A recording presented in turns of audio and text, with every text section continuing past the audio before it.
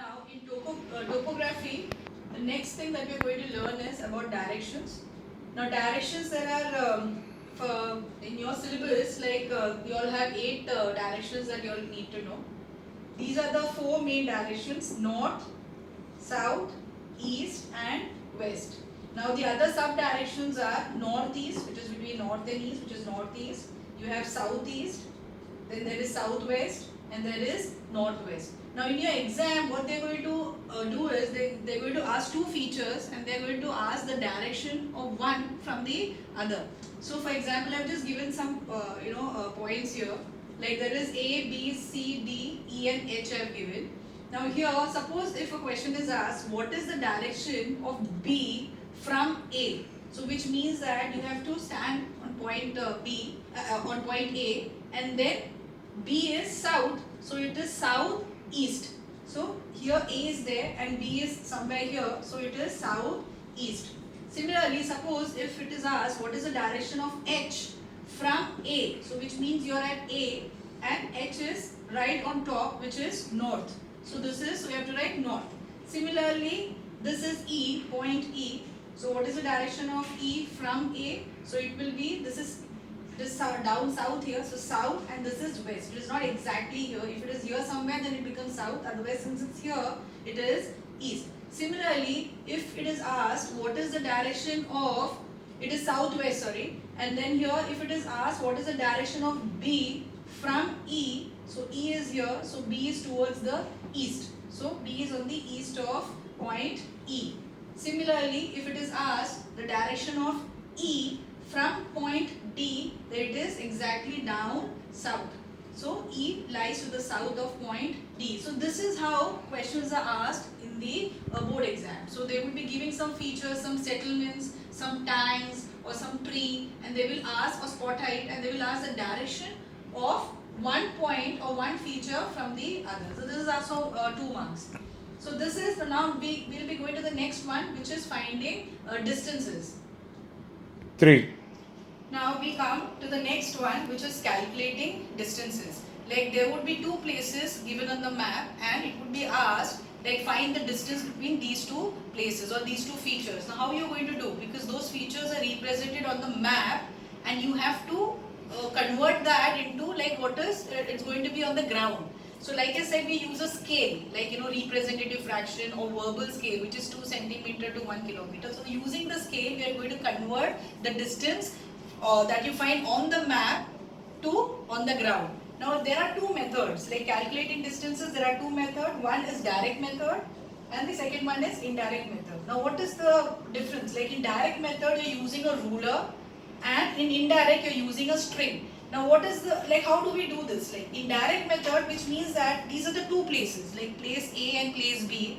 Now this red color that you see, it's a cart track, it's a cart track. So you are not going to go along the road, that is this road, it's a cart track. So you're not going to take the measurement along the cart track, but direct distance means the distance between point A and point B using a ruler. So it's a direct distance. So using the ruler, that is I place 1 point on 0 and the other one I see what is the distance, and here I found it is like 5 centimeters. So this 5 centimeter is on the map. So now I need to know what is on the ground. So I write distance on the map between point A and point B is 4 centimeters. Sorry, I have written there 5.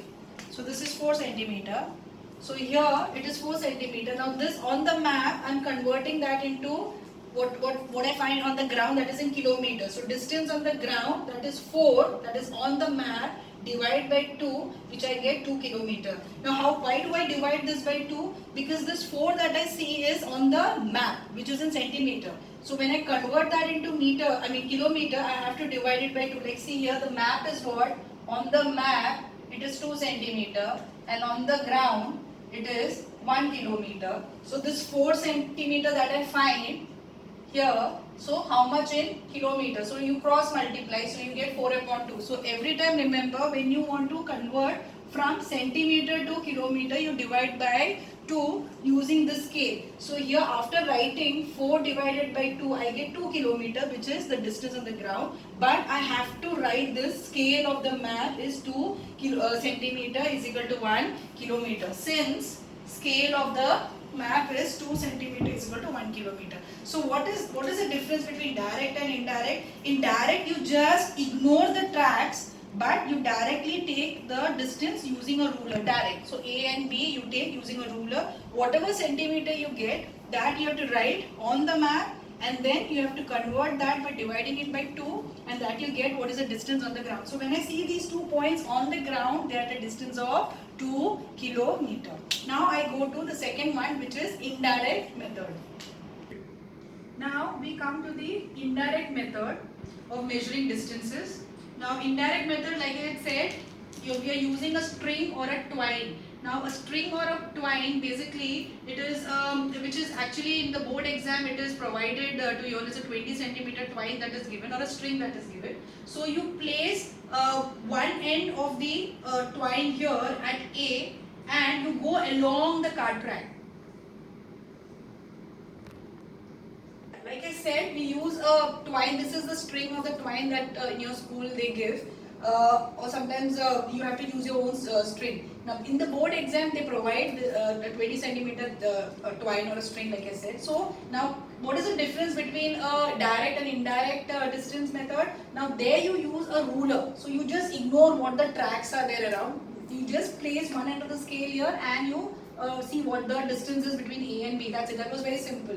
But in indirect method, you have to go along the track. The question would be asked along the cart track. So suppose this is a cart track. Now it's a cart. Cart track means it's a path where all these carts ply. Like you have bullock carts, then you have camel carts. Like in Rajasthan, those areas. Some places in Gujarat also camel carts are used. Horse cart is there. So then those roads are not as wide as the metal roads. Like most of these cart tracks are found in these villages or little rural areas. So only in developed areas or developed villages you will find all these metal roads. So metal roads are all concretized roads. They are much more broader and wider compared to cart tracks.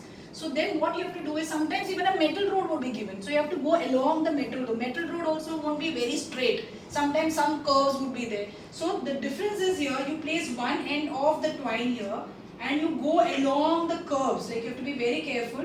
Wherever the curves are there, you go along the curves and you see what the distance is. Now here, by the time I come here, suppose if the distance is 7 centimeters, suppose I find, obviously in direct the distance will be much less. Now in indirect, I found it to be 7 centimeter. Now here, distance between A and B along the cart track on the map is 7 centimeter, because I take this, go along the winding path, I got 7 centimeter. I have to convert this into a kilometer or meter, because I have to find the distance on the ground. This is on the map. So distance on the ground, I divide 7 by 2, I get 3.5 kilometer. I had shown you why I divide. This why I am dividing, because scale of the map is 2 centimeter is equal to 1 kilometer. That you have to write. You have to show why you are dividing.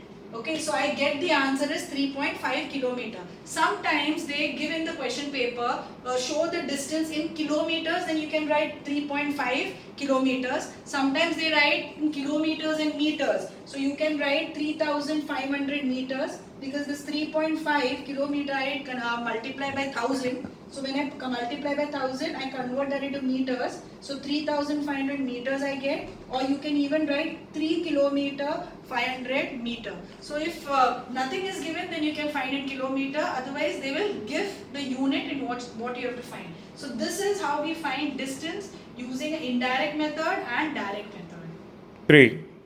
Yeah, like I said, in indirect method, you have to take a twine, place one end here on A, and you have to go along the curve, like the twine, place here. You have to be very careful, and then you reach to the other end of point B. So you have to go along these curves, very important, otherwise you won't get the measurement. Then I get, like I said, I got 7 centimeter. How I got 7 centimeter? Like I mark till where I got, like from which end till what end my measurement I got, and then I measure it on the ruler, and then I see. So when I saw that, I got 7 centimeter.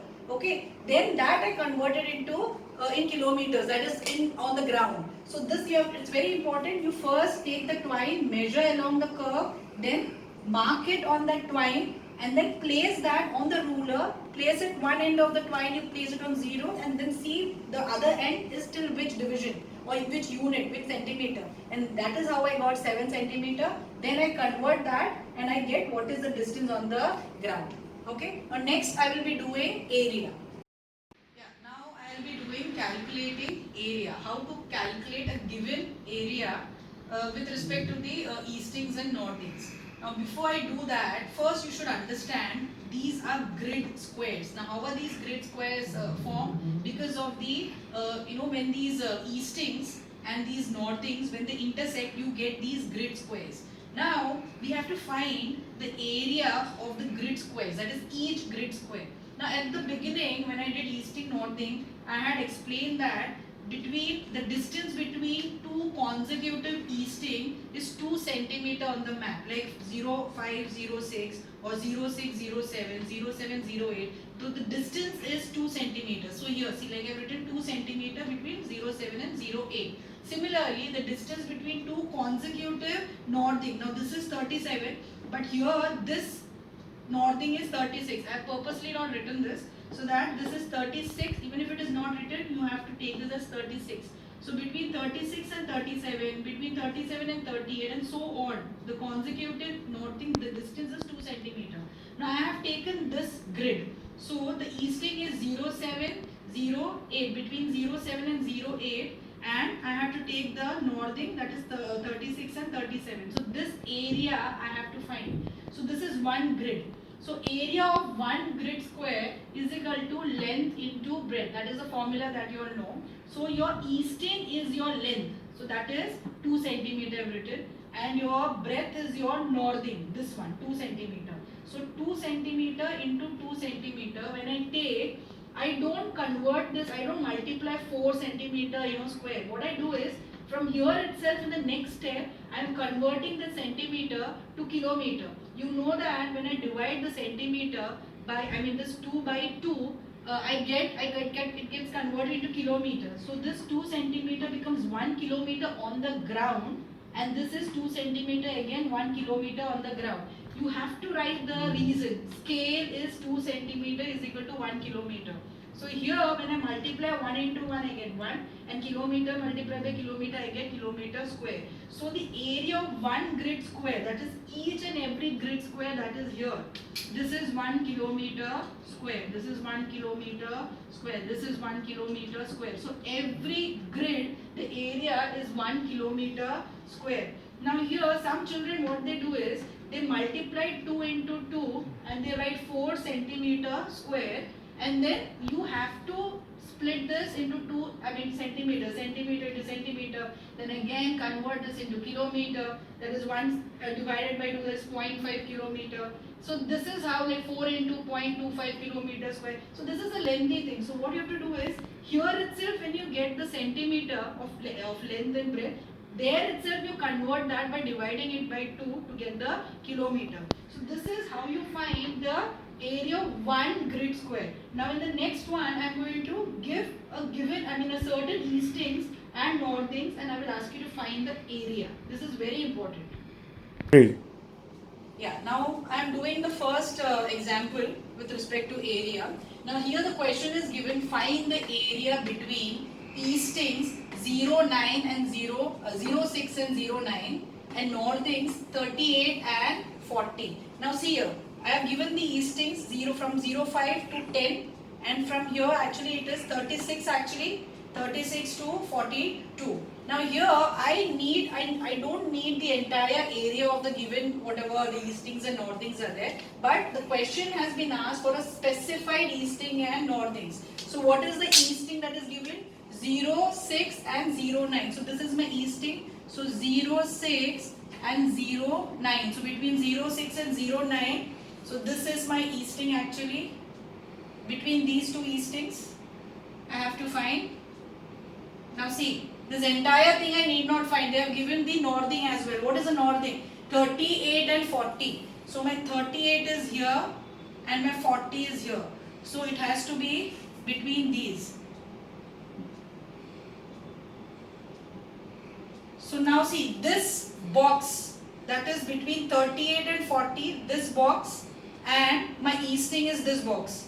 So which means the entire this grid, I have to find the area. I don't have to find this entire whatever is there here between this and this, only this patch, because this is what this is an intersection, like when my eastings and northings intersect, the given easting and northing, this is what I get. So I have to find only of this or these grids. So like I said at the start, one grid square, one grid, the area of one grid is 1 kilometer square. So I will count how many such grids are there. So 1, 1, 1, 1, 1, which is actually total 6 grids are there. So area of this one grid is 1 kilometer square. This is 1 kilometer square. So the total I get is 6 kilometer square. See, there are several methods, like there are around 3 methods or even 4 methods would be there. This method is the simplest of all those. So this what you can do is area of one grid square. This is you have to write at the start.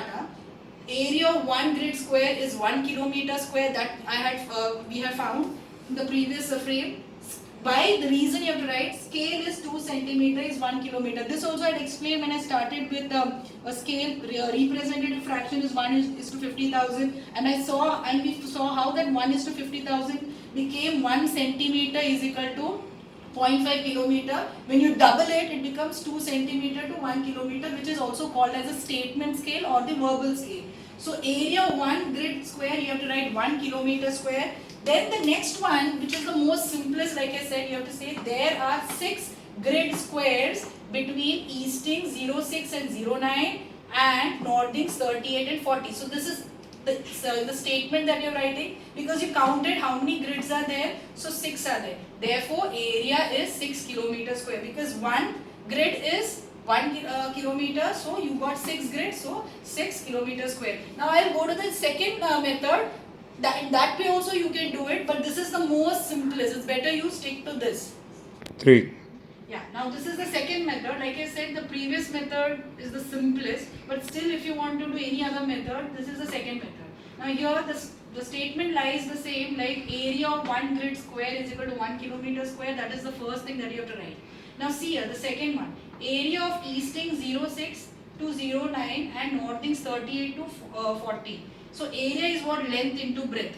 So length, like I said, your eastings are your length. Now like your easting is from 06 to 09. So what is the length? So this, like I said, between two eastings, the distance is 2 centimeter. So this is 2, this is 2, this is 2. So from here 06 to 09 it comes to 6 centimeter. So length I write 6 centimeter if you want to write in numericals. So 6 centimeter. Now your breadth is your northing. So 38 to 39 is 2 centimeter, 39 to 40 is again 2 centimeter. So 4 centimeter, because this is the grid, this is the patch that you want in area. So 4 centimeter you got in breadth. Now see, like I said, don't multiply 24 centimeter square, because then it becomes difficult. Then again centimeter you have to convert into kilometer. Please convert from here itself. 6 centimeter, the centimeter, when you want to do it into kilometer, you divide by 2. We did that, I showed cross multiplication, I had shown. This I had shown. Like in map, it is 2 centimeter. On the ground, it is 1 kilometer. So like I said, 6 centimeter.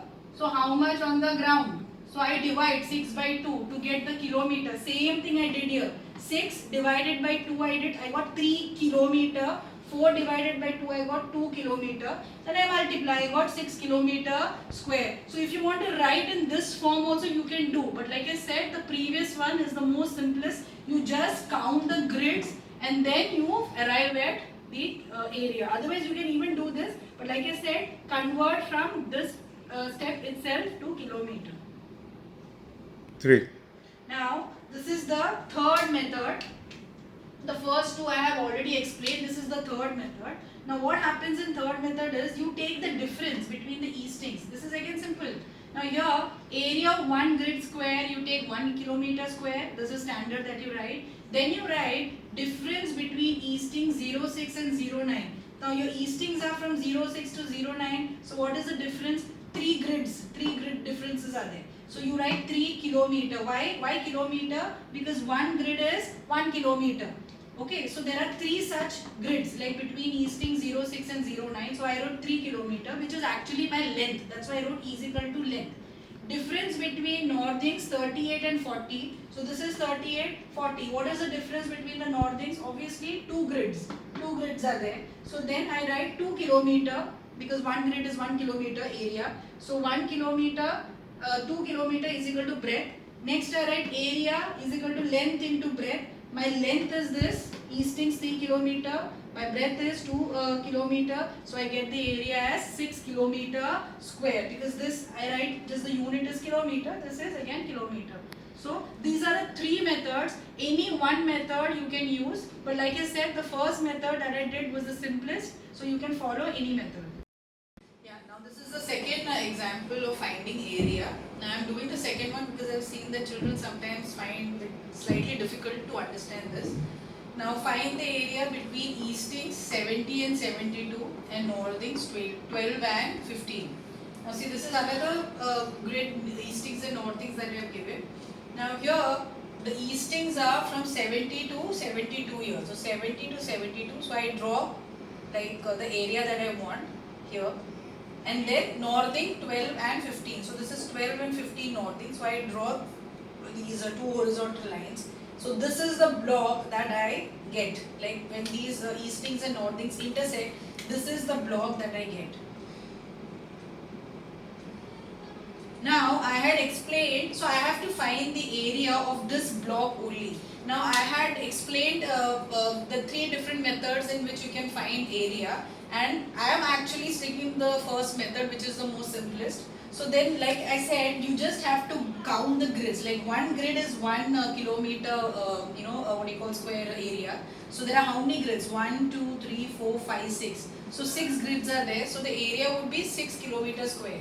So starting, I will write area of 1 grid square is equal to 1 kilometer square. I have to write the reason. Since scale of map is 2 centimeter is 1 kilometer, I have to write this. Then I write there are how many grids? 1, 2, 3, 4, 5, 6. So I have left that blank there. So there are 6 grids. There are 6 grid squares between easting 70 and 72 and northings 12 and 15. So area will be 6 kilometer square. So this is how we find. You can find with the other methods also, but this is the most simplest. So I have stuck to this method. Okay, now in your this year's syllabus for your board exam, conventional symbols have been, they have deleted. But I'm just have put some few important conventional symbols, here on the board so that you should know what are these features. When you look at the map, like I said, everything is very colorful. So there are certain things like suppose if they ask the grid square of so and so, so then you should know what those features are, like settlements, like houses, temples. Like last time when I did Zoom, I did temple also feature. So this, how are they shown on the map? You need not by heart this because it is not there for your exam, but you should know the basic features like that is shown on the map. Now see here, yellow color like I had done in the Zoom also and also in the video lecture previously when I started with topos, I had mentioned that yellow color is used to show cultivated land. So a lot of these topo maps, if you see, there is a lot of yellow color, more like yellow color is spread out. It is also called as yellow wash because it's spread out. So it shows that land is fertile because of the yellow color. It is fertility is there, cultivation is done there. Occupation, a question is asked, what is the occupation? Then you have to write farming or cultivation. You can write. That is because of the yellow color that you see. Green color is also there on these maps. Like it depends upon some maps it's more, some maps it is less. But green color denotes forestry. Forestry, lumbering you shouldn't write because lumbering means it's like mostly cutting of trees. So forestry means every like forest products that you get, that is also used as a form of occupation. You can indulge in that. So green color, like you have honey collection. So all that is this. So white color is uncultivated area. So which means that nothing can be grown there. You will find stones, some features like stony waste, rock outcrop, everything is given. So uncultivated area, barren land. So it is barren land means you can't grow anything there. Now other than these features, there are other features also. You will see a lot of blue colored dots on the map. So blue itself means it's a perennial water body. So it is that blue color is used for that on the map. So dot means it is a perennial well. Understood? So then it is a man-made feature. Now next is, this is like black color is to show what you call non-perennial water body, like there is no water in them. So this is a river that is shown. You will see that in some maps, or most maps, rivers are shown, and most of the maps rivers are dry. So it is shown like this. So it is a dry river. So blue color is for perennial, black color is used for what you call non-perennial. Now there are some lot of black lines also, wavy lines here and there. These are streams. Now streams are all obviously lot of many streams. When they join the water of these streams, then they finally give water to the river. So these are minor streams. So these are all these minor major streams. So they are dry. So they are shown with this. And this is a river. This is much more wider and broader. Next, another color that you see which is more prominent is the red color. Northing and eastings we have done, so it is shown with red color. Temple feature also I had shown in the Zoom class when we did 4 figure with reference in 6 figure. So temple is this. So some villages also have a lot of temples. So now settlements means where the people stay. So many houses when they are there in that place, so it becomes a settlement. So settlements are also called as villages. So the name of that settlement, if you see, it would be given next right to the settlement. So here, like for example, Dhantrai. So this name would be given in black color. Okay, the names of places or features like dispensary, PTO, police chowki, PS, all those are given with black color. But settlements is given with red color. And these squares are houses or the huts that are there. So when they all come together, when they cluster together, so it becomes like a settlement or a village. Okay. Next, roads. Roads also are shown with red color. These are the different types of roads that you will find. You just go through these maps. So this is a cart track. Cart means bullock cart, horse cart, camel cart. So the tracks, the carts ply on those, those roads. This is a pack track. It is shown with a broken line, red line. Pack track means your carts can't ply because these are narrower compared to cart tracks. Next is a footpath. Footpath are shown with red dots, not the footpath that you see here, like on the other side, alongside the road. These are footpaths where generally you will find these in mountainous areas where you can't make roads because it's very difficult because of the steep, the terrain, like steep slopes. So footpath means when people keep walking down and up, the vegetation that is there that gets destroyed there. So a path, a natural path is made. So wherever you will find footpath where the green area is there, which means that the forestry, then you will find small red dots there. So it's a footpath. Next is a metal road. Metal road are like it's like parallel line, and sometimes it is given it is shaded or it is not. So metal road means it indicates that it is a developed area. So some villages like Dhantrai may have a metal road because that village would be having a lot of economic activity, and so it would be having metal road. Understood? All villages may not be connected with metal road. So these are some of the features that I have explained, which mostly when you see these maps, you will come across. So you should have a general idea. This is not for by heart learning. Like you need not mark these because it is not there for your exam. Understood? So I will be doing the next with your Zoom lecture. So please go through area, distance and direction, and also go through these symbols also, and I will be doing more questions in the Zoom class.